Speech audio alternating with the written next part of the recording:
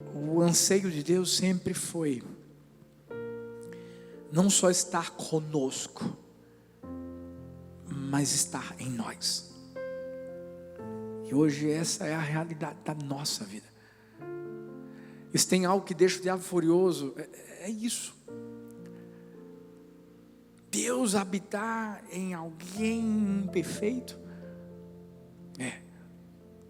em alguém imperfeito, que está sendo aperfeiçoado. Eu sei que nós não temos nenhum super-herói, nem super-heroína aqui. Mas aqui eu sei que existem pessoas que têm dado a sua vida, aberto o seu coração, para que Deus possa entrar, arrancar o que precisa ser arrancado, e fazer a gente melhorar. Porque nós fomos criados conforme a imagem do Senhor, e essa imagem que a gente tem que levar para as pessoas. E venhamos e convenhamos, muitas vezes não é essa imagem que a gente leva. Eu sei que nessa hora o diabo vem com tudo, com acusação, com julgamento, com condenação, para tentar botar a pessoa para baixo e fazer com que a pessoa simplesmente desanime e desista de tudo. Não é assim. Por isso que surgiu essa mensagem de hoje. Cuidado com as pedras. Cuidado com as pedras. Todo mundo aqui com certeza tem pedras no caminho. Talvez se impeçam de você caminhar da forma como você deveria caminhar. Quando eu falo de pedra, é óbvio que, por exemplo, se eu e você estivéssemos andando e de repente tivesse uma montanha na nossa frente, todo mundo ia perceber, não ia perceber? E a pergunta que ficaria dentro da nossa cabeça seria: como é que essa montanha chegou aqui, gente? Agora, se tivesse uma pedrinha só, a gente nem ia olhar. Talvez ia passar, chutar e nem perceber que chutou. Você sabia que na geografia, faz um tempo que alguns de nós não estudamos essas coisas, né, gente? Mas na geografia existe uma montanha chamada de montanha de erosão. Engraçado, começa com uma pedrinha de nada. Daqui a pouco vai juntando uma outra, está lá a montanha. O que a gente aprende com isso? Que toda grande montanha um dia foi uma pedrinha pequena. E é por isso que primeiro a gente tem que prestar atenção nas pedrinhas, porque senão se transformam em montanhas. O que isso tem a ver, pastor, com essa coisa que o senhor está dizendo, Deus habitar em mim, de eu ser aperfeiçoado, de eu melhorar, e de Deus ter começado uma boa obra na minha vida e ser fiel para completá-la até o dia final? Vou te explicar. Tudo a ver. Porque o diabo não vai fazer a gente tropeçar em montanhas. Ele vai tentar fazer a gente tropeçar em pedrinhas. Sabe aquelas coisas que a gente acha que são muito pequenas? Porque é engraçado, na igreja, se uma pessoa cai num pecado sexual, a pessoa diz: uau, tá vendo que coisa, como é que fez isso? Mas e se for na mentira?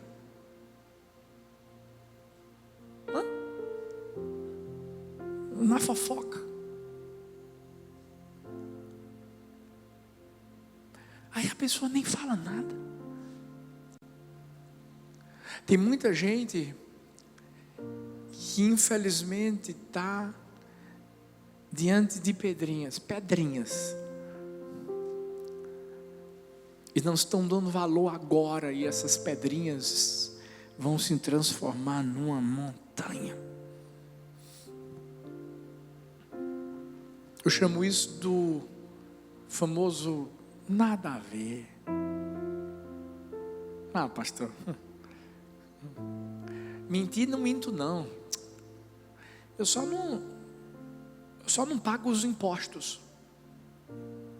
É? Não, pastor, não, eu sou um cara assim, sabe, de Deus, mas assim, de vez em quando eu coloco uns atestados falsos no trabalho, mas também não mata ninguém não, pastor, tá tranquilo. É? Ah, pastor, é o seguinte, eu sou um cara fiel. Sexo fora do casamento, de jeito nenhum. Assim, eu vejo um site pornográfico de vez em quando, mas escuta. Augusto Cury disse assim: não tropeçamos nas grandes montanhas, mas nas pedras pequenas. A pergunta que eu quero fazer para mim, para você hoje é: quais são as pedras que têm se acumulado e que têm feito a gente tropeçar?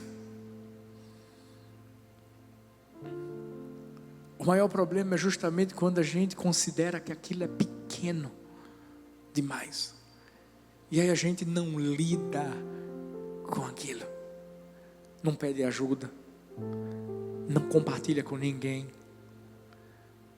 e nem pede perdão a Deus, porque se tornou algo tão para você, nada a ver,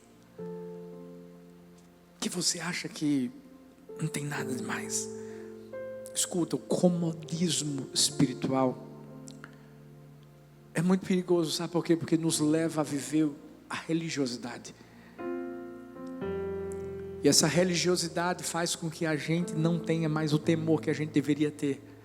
Hoje, eu pergunto todos os dias às minhas filhas: o que foi que Deus falou com vocês hoje? E Laura disse assim: ah, pai, eu li a história de Eli, que morreu, o pescoço dele quebrado para trás, os filhos dele que morreram, a arca da aliança que foi roubada. Eu disse assim: o que foi que Deus falou com você, filha? Você aprendeu alguma lição? E ela ficou pensando. Ela pensou tanto que eu disse: vai sair nada não, deixa eu falar alguma coisa. Eu disse: filha, eu acho que uma lição importante é a de que a gente deve sempre temer a Deus, né? Porque às vezes a gente começa a fazer coisas, eu falando de Ofni e Finéias, filhos de Eli, fazer coisas aparentemente pequenas, mas são pedrinhas que a gente está colocando, que vão se transformar numa grande montanha, e que vão fazer a gente tropeçar lá na frente. Ela é isso aí, pai, desse jeito. É esse mesmo cuidado que eu e você precisamos ter. Não existe nada pequeno demais para Deus tratar. Ele quer nos aperfeiçoar, Ele quer nos moldar, Ele quer fazer com que a gente se pareça cada vez mais com Ele. Então, por onde eu começo, pastor? A gente tem que começar observando quais são as pedrinhas que talvez estejam à nossa frente e que a gente não está lidando com elas.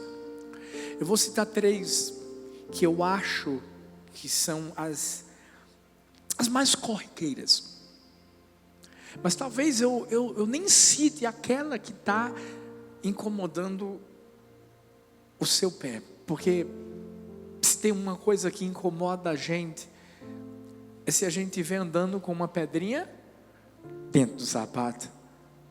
É horrível, não é verdade?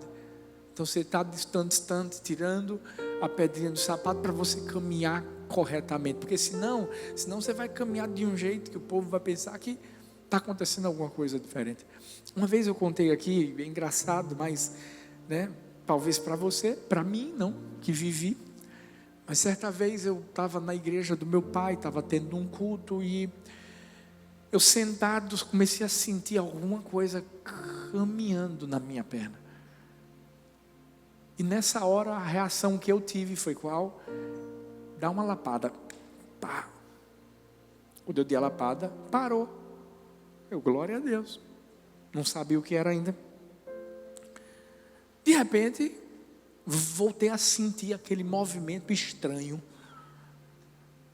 Tem gente que já está arrepiada. Eu sei, é horrível, né, gente? Aí eu dei de novo. Pá! Eu acho que as pessoas que estavam do lado já estavam quase chegando para expulsar o demônio. Meu Deus, o filho do pastor, olha para isso, tá acontecendo alguma coisa. Misericórdia. Dei. Parou. Daqui a pouco a bicha, gente, ressuscitou. E eu lá, mais forte. Pá! Aí não senti mais nada. Cheguei em casa, feliz da vida, ouvi a palavra, fui abençoado. Quando eu vou tirar a minha roupa, uma lagartixa, gente, pequenininha a bicha, mas pense que a bicha incomodou. Sabe, na nossa vida é isso que acontece. São coisas pequenininhas, mas podem fazer um grande estrago. Claro, no meu caso era uma lagartixazinha, mas na vida espiritual o diabo não brinca, gente. É por isso que a gente também não tem que brincar com o pecado. Não existe pecado, pecadinho e pecadão. Quando eu falo de cuidar com as pedras e falo de pedrinhas, é porque nós as consideramos pedrinhas, mas são pedras que podem fazer qualquer um de nós tropeçarmos. A primeira, que eu acho que muita gente já viveu essa pedrinha ou está vivendo, e é o primeiro cuidado que a gente tem que ter: cuidado com a inveja. Olha para a pessoa que está perto de você, dá uma olhadinha para ela, segura o olhar. Está com inveja não, né? Isso. Olha para a outra. Está com inveja não, né? Certa vez eu estava pregando aqui, falando que a mulher tem um olhar de raio-x, né? A gente falou domingo, na verdade, sobre o sorriso, que às vezes é falso. Você dá o sorriso, olha assim, mas lá dentro está dizendo assim: rapaz, tá, essa bolsa é bichica. Isso já aconteceu, não foi? Mas tem muita gente que, infelizmente, olha com inveja para outra pessoa. E eu quero que você e eu entendamos, gente, a inveja destrói a nossa vida. Jó 5:2 diz: o ressentimento mata o insensato, a inveja destrói o tolo. Tem gente que vê a inveja como uma besteira. Ah, não, é algo normal. Tem nada demais ter uma invejinha de nada. Não. A Bíblia diz que a inveja traz destruição. E a gente não pode ficar naquela do nada a ver, tão pequenininho, uma invejinha de nada. O que é inveja? Inveja é você querer ter o que a outra pessoa tem. Você acaba ficando ressentido com o seu bem. O invejoso não consegue se alegrar com a alegria do outro. A pessoa invejosa, quando vê alguém vivendo algo para ele ou para ela melhor, ela se corrói por dentro. O que a Bíblia nos ensina é que ao invés de nós invejarmos, nós temos que celebrar. Ao invés de a gente cobiçar, a gente tem que festejar. Porque quando a gente vive o amor de Deus, principalmente a gente diz que é da igreja do amor, a gente tem que querer o bem da outra pessoa. A gente não tem que ficar com inveja, porque a outra pessoa está recebendo uma bênção que a gente ainda não recebeu. É se alegrar. Não casou ainda não? Ainda não. Sua melhor amiga casou? Glória a Deus. Está dando tudo certo para a empresa de fulano de tal, a sua ainda não? Celebra. Carro novo? Glória a Deus. Você está com um velhinho ainda? Glória a Deus. Sabe por quê? Quando a gente entende que a nossa celebração diante daquilo que a outra pessoa está vivendo se torna lá na frente o meu motivo de triunfo. Você sabe por quê? Quando a gente olha para o que Deus está fazendo na vida de alguém, é porque a gente crê que a gente está na fila. Vai chegar a nossa hora. É só saber esperar. Olha o que 1 Samuel 18:9 diz. Daí em diante, Saul olhava com inveja para Davi. O pior de tudo é que tem gente que tem tudo, mas não quer o seu tudo, quer o tudo do outro. Saul era rei, gente. Eu estou falando de um cara que era rei. Eu estou falando de um cara que era líder. Eu estou falando de um cara que era alguém que tinha uma promessa de bênção para liderar o povo de Deus. Mas ele fez o quê? Invejou um tocador de harpa inicialmente. Como é que é, pastor? Isso. Depois de que Davi se torna aquele comandante, e olha que quem foi que colocou ele no comando? Saul. Só depois é que Davi vai lá e vai derrotar Golias. E deixa eu te dizer uma coisa, tudo que Davi fazia era para honrar Saul. As vitórias de Davi, na verdade, por mais que as mulheres cantavam sobre as vitórias e conquistas de Davi, o rei ganhava os créditos. Golias foi derrotado para que Saul pudesse ser ovacionado, porque ele era o rei, era a autoridade. Mas a Bíblia diz que Saul tinha inveja de Davi. É isso que a inveja faz. A gente perde o amor pelo que é nosso, por aquilo que a gente tem, e a gente fica obcecado por aquilo que é do outro. Por quê? Porque a grama do vizinho para a gente é mais verde. Não é verde do mesmo jeito da nossa.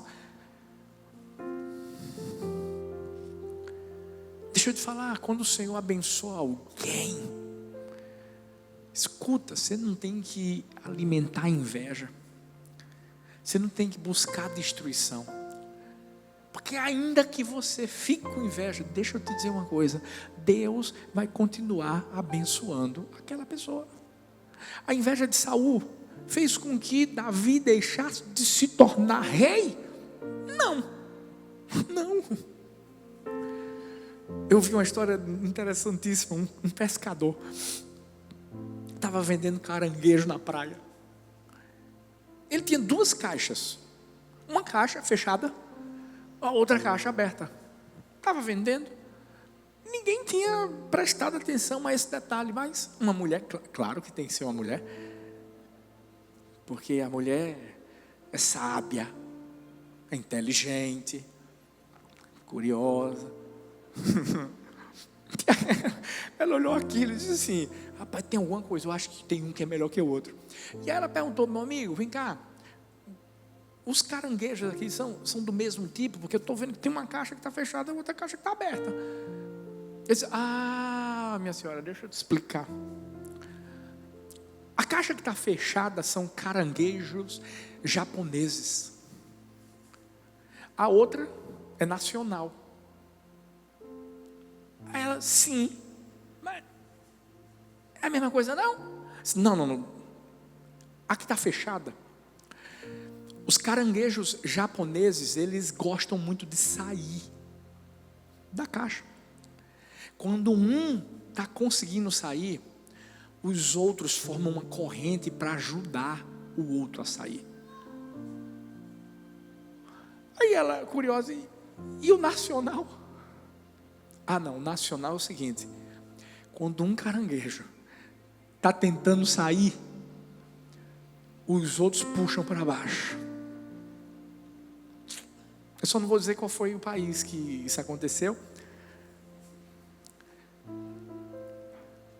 mas isso é o que a inveja faz. Porque o invejoso é o seguinte: o invejoso é feito aquele irmão do filho pródigo, que ao invés de celebrar a volta do seu irmão, estava dizendo assim: se o senhor não dá para mim, o senhor não podia ter dado para ele. Quando na verdade o pai dava tudo para ele.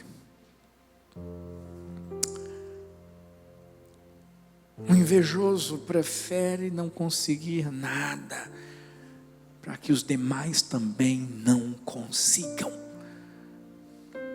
Sabe qual é o problema? É que a gente fica sempre olhando para os outros. A gente fica focado na vida das outras pessoas.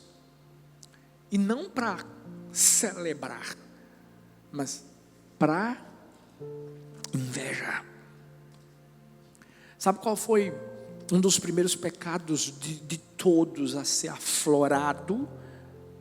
A inveja. Lúcifer queria ser como Deus. E o interessante é que o diabo, que queria ser como Deus, tentou lançar o veneno da inveja para Adão e Eva, porque queriam ser como Deus. Aí a gente vai ver a história da Bíblia e perceber que, peraí, Caim matou Abel, por conta de quê? Inveja. Porque Deus se agradou da oferta de Abel, mas não se agradou da de Caim. Aí Caim ficou com inveja. A inveja é a dor que surge pelo bem alheio. Se a gente for observar a história da Bíblia e a história mundial, guerra, etc., inveja.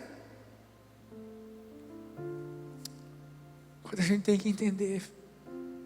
E quando Jesus veio para matar isso. Jesus veio para colocar todos no seu corpo. E para mostrar que Ele só quer uma coisa: que a gente seja um.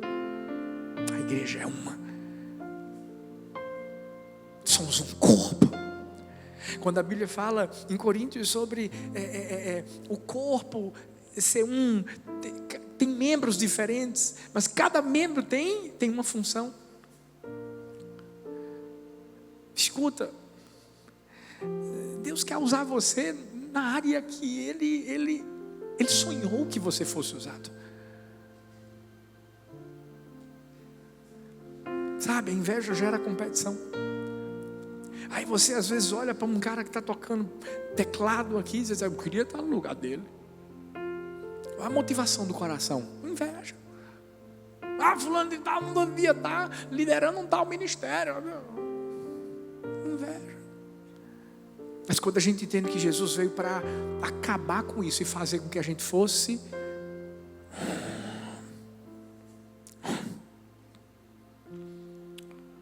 sabe, enquanto você culpar os outros pelo que você não tem, você nunca vai estar pronto para receber o que Deus quer te dar.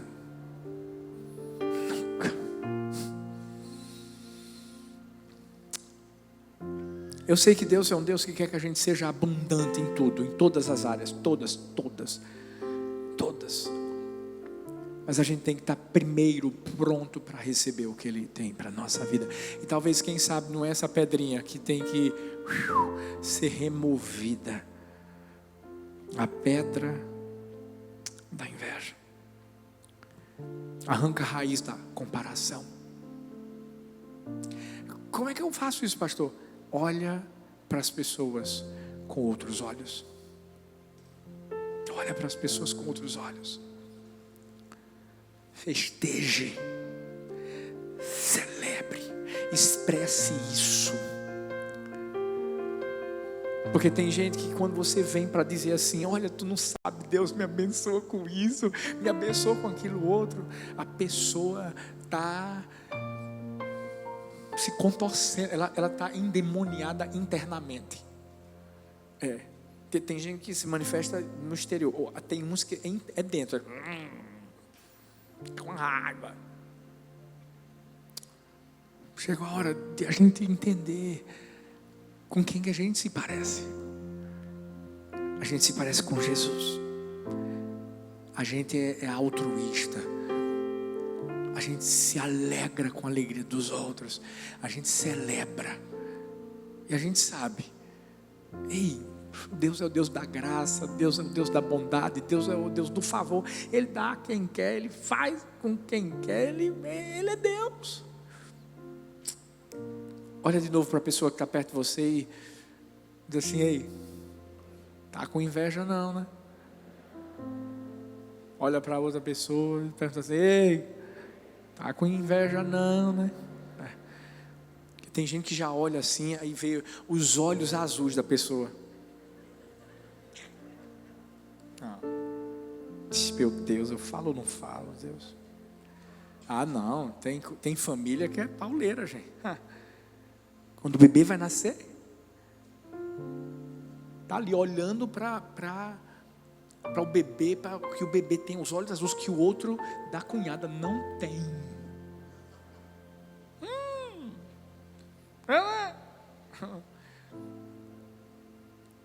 Reunião de família, competição.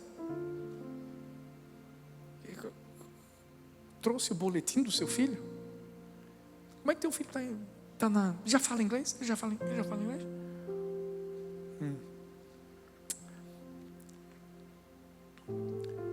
Vamos continuar. Segunda pedra, cuidado com o orgulho. Cuidado com o orgulho. Provérbios 29:23 diz: o orgulho do homem o humilha, mas o de espírito humilde obtém honra. O orgulhoso nos faz pensar, o orgulho nos faz pensar que nós somos melhores do que os outros.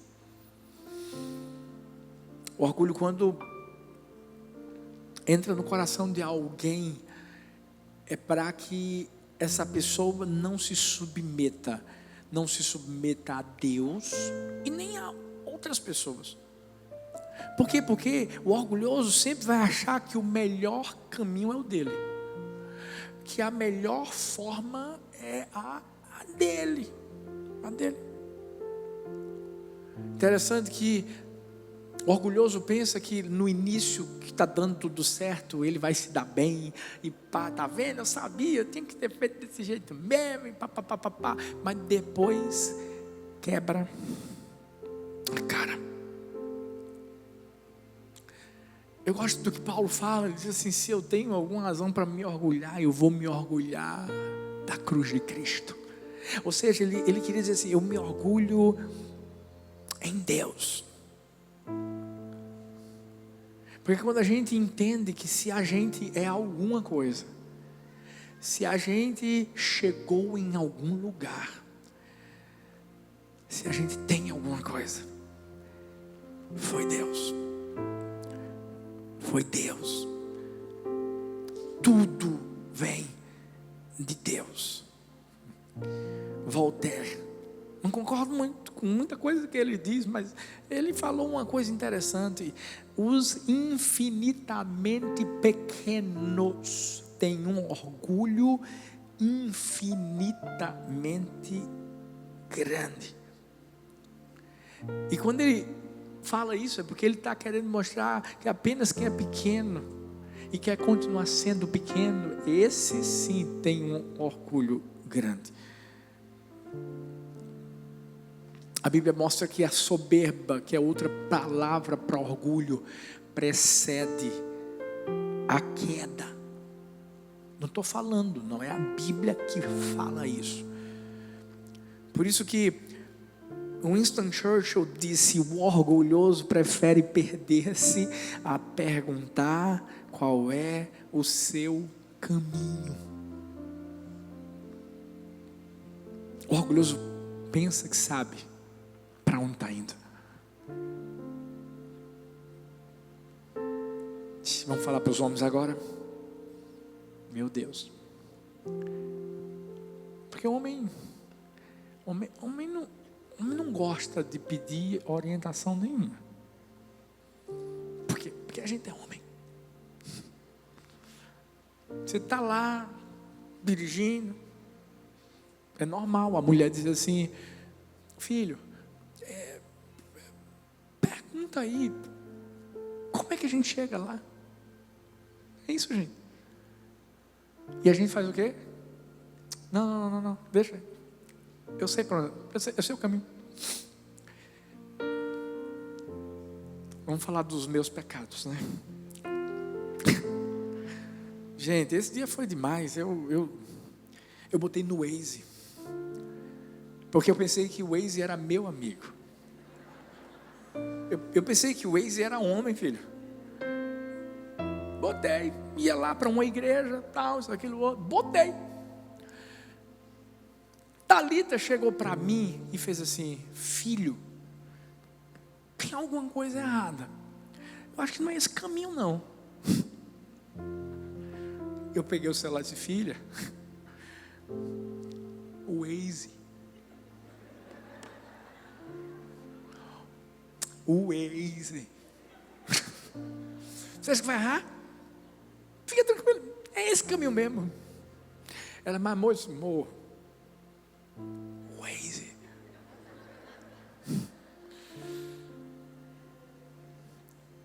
Sabe aquela hora que começa a bater aquela coisa de eu estou perdido. Mas lá dentro, o orgulho.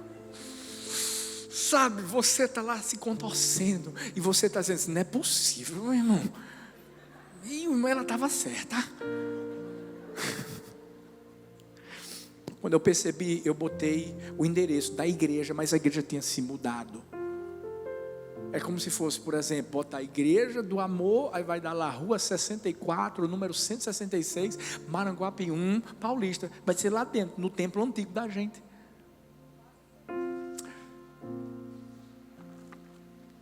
O meu orgulho foi quebrado naquele dia. Sabe, às vezes a gente pensa assim: eu sei para onde eu estou indo, eu sei o que eu faço da minha vida. Tem muito jovem que é assim, viu? Que o pai diz assim: rapaz, ó, não vai para tal lugar. Não anda com aquele menino, não. Mas por quê?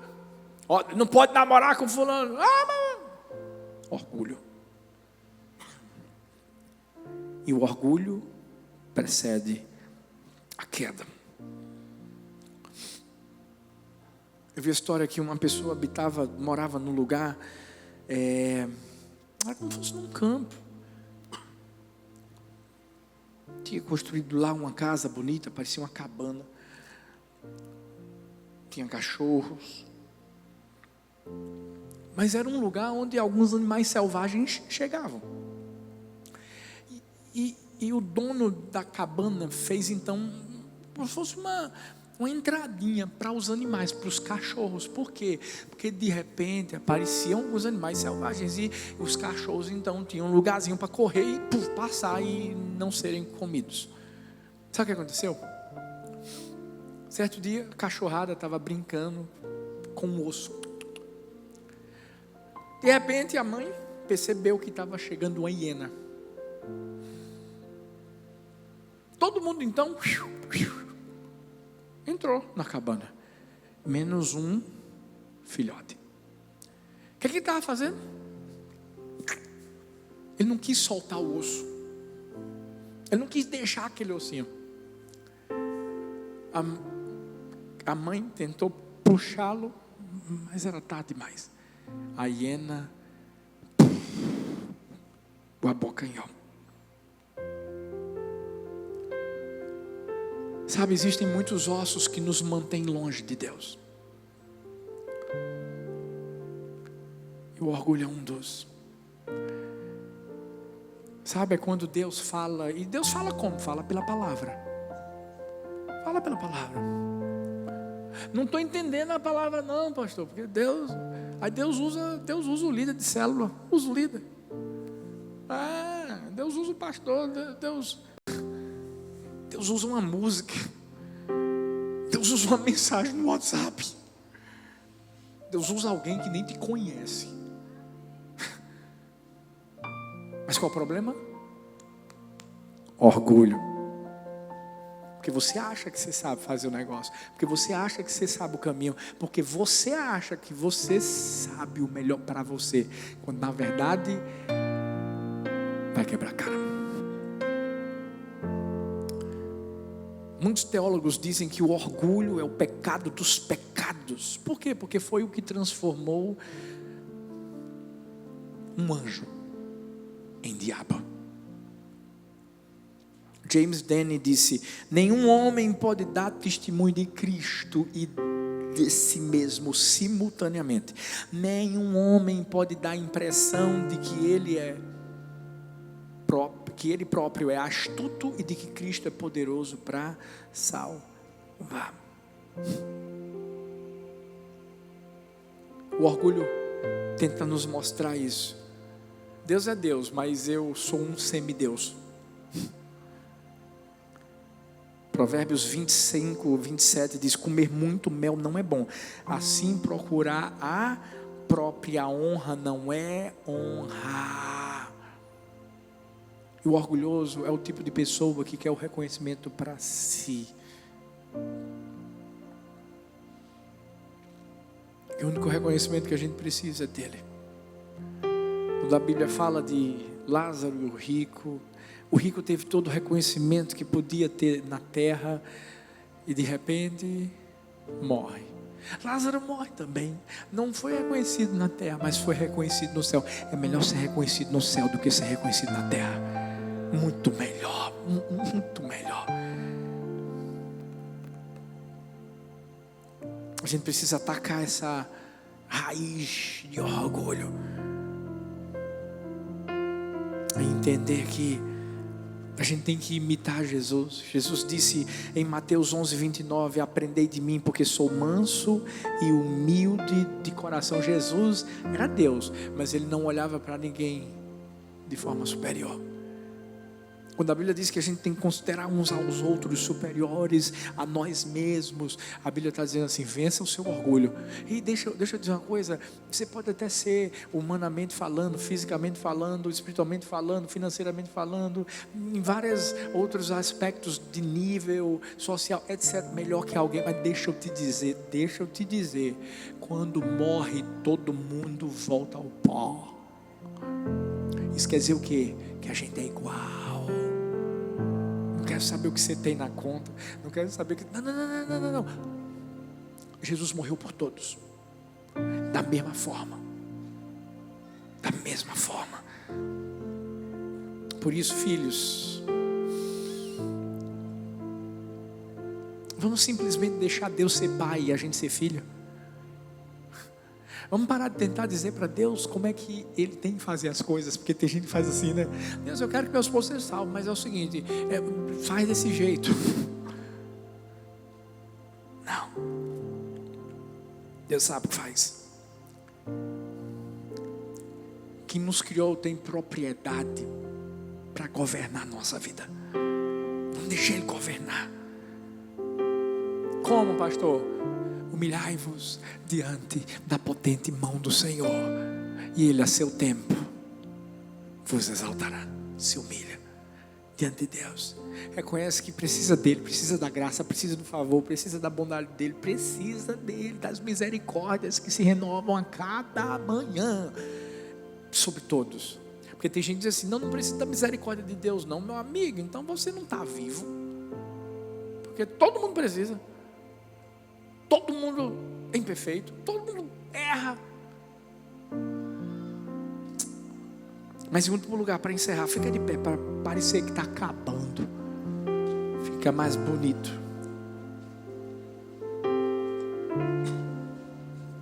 Cuidado com a mentira. Colossenses 3, 9 e 10 diz: não mintam uns aos outros, visto que vocês já se despiram do velho homem com suas práticas e se revestiram do novo, o qual está sendo renovado em conhecimento à imagem do seu Criador. O que é mentira? Mentira consiste em qualquer distorção da verdade. Mentira significa emitir algo falso, oposto à verdade, mesmo que você saiba dela. Ou seja, mentir é você ser intencional. Tem esposa que mente para o esposo.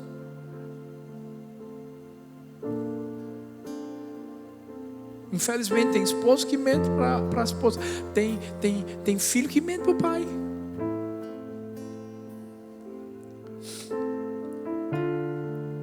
Tem muita gente que diz, não, pastor, mas é só uma meia verdade. Não. Ou é mentira ou é verdade. E quando eu falo de mentira, eu falo de algo muito, muito, muito profundo. Sabe por quê? A natureza de Deus é contrária à mentira. Deus, Ele diz que Ele é a verdade. Mas a Bíblia fala em João 8,44: vocês pertencem ao pai de vocês, o diabo. Deus está falando aqui, Jesus estava falando para fariseus. Vocês querem realizar o desejo dele. Ele foi homicida desde o princípio e não se apegou à verdade, pois não há verdade nele. Quando mente, fala a sua própria língua, pois é mentiroso e pai da mentira. A mentira é o dialeto do diabo. Quem mente está falando como o diabo. Isso é em relação a tudo. Uma vez eu fui para um jogo de futebol. As crianças só podiam entrar parece que até 5 anos, alguma coisa desse tipo, 6 anos de graça. Uma pessoa que tinha ido comigo passou a filha dele, mas não sabia que a filha dele ia chegar para mim, o pastor, e dizia assim: pastor, na frente de todo mundo, pastor, eu tenho 7 anos, mas papai disse que eu tenho 6. Esse cara não sabia onde enfiava a cabeça dele. E eu só olhando assim, escuta, a gente tem que ser verdadeiro, porque a mentira nega a nossa natureza de filhos de Deus. Se a gente vive na mentira, vive no engano, a gente está dizendo assim: eu não sou o filho de Deus, eu sou o filho do diabo. E a gente tem que ter cuidado com isso. Olha o que eu ouvi certa vez: assim como uma gota de veneno compromete um balde inteiro, também a mentira, por menor que seja, estraga toda a nossa vida. É verdade ou não é? Era mentirinha de nada. Acaba com tudo. Chegou a hora de a gente entender quem nós somos, a quem nós pertencemos. Nós somos filhos de Deus, nós pertencemos a Deus. Porque uma mentira pode estragar uma vida toda. Sabe, eu ouvi a história de uma mulher que estava dentro de casa, mas era daquelas que, quando chegava alguém, ou alguém telefonava que ela não queria falar, dizia assim: fala que eu não estou em casa. Misericórdia. Já tem gente dizendo assim: pastor, Deus está falando comigo. E um dia,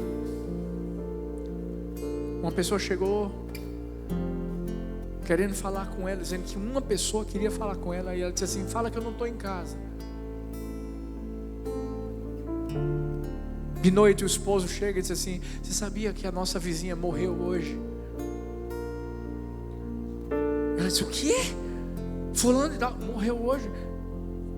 Inclusive disseram que vieram 3 vezes aqui, mas você não estava em casa. E ela se lembrou que essa vizinha disse assim: quando eu morrer, eu quero que você esteja do meu lado. Existe algo que eu nunca contei a ninguém e eu quero contar para você. Eu não posso ir para a sepultura sem contar essa verdade. A partir desse dia, essa mulher nunca mais mentiu, dizendo que não estava em casa. A gente não tem ideia do que a nossa mentira pode causar, não só na nossa vida, mas na vida de muita gente.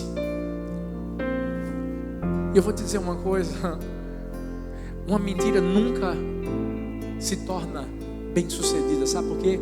Tem perna curta. Todo mundo já ouviu essa expressão. Abraham Lincoln disse: nenhum homem tem a memória tão boa para se tornar um mentiroso bem-sucedido. A mentira tem perna curta, gente. Ela corre rápido, mas não chega tão longe. E tem uma hora, a Bíblia diz assim: não há nada oculto que não seja revelado. Nada. Nós somos da verdade. Sabe, é melhor você falar a verdade do que você viver uma mentira e lá na frente você destruir talvez sua casa, talvez destruir a vida de outras pessoas e a sua própria vida. Porque esse vai ser o fim do diabo. Escuta, esse vai ser o fim do diabo.